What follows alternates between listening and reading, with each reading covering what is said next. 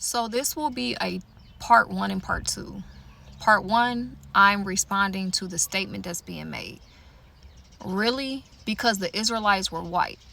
His people are full of love, not hate. So let's address that. You just eliminated the Israelites being white because you said that they were full of love and not hate. So if people full of love, how do you genocide a whole nation of people? Where's the Native Americans? Where's the Indians? Where they at? What happened to them? Okay? So by your statement alone, you just eliminated the so-called white people from being the Israelites. But let's get it into precepts. Now, this is our foremother Rebecca, pregnant with twins.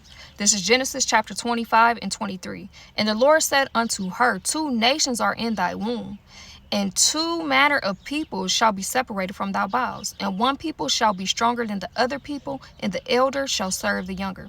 And when her days to be delivered were fulfilled, behold, there were twins in her womb. And the first came out red all over like a hairy garment, and they call his name Esau. What nation of people are red and hairy? If you put the so-called white people in the sun, they turn red. They're very hairy. All you have to do is take away the Gillette razor. They're very hairy. But let's keep going. Verse 26, and after that, his brother came out, and his hand to hold on Esau's heel, and his name was called Jacob. Jacob description is not given because he looked like everybody else around him, which is brown. Okay, but let's keep going. How the scriptures eliminate the so-called white people from being the Israelites. This is Romans chapter 9 and verse 11. For the children being not born, neither having done good or evil, that the purpose of God according to the election might stand, not of works, but of him that calleth. It was said unto her that the elder shall serve the younger. As it is written, Jacob have I loved, but Esau have I hated.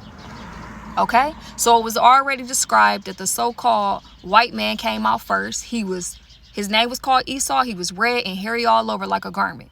Jacob came out second. His description wasn't given because he looked like everybody else, a brown person. Okay, but let's keep going. You said that the whites were Israelites because they're full of love. Well, let's show in the scriptures how they're not full of love. The scriptures eliminate them. This is James chapter 5 and verse 5.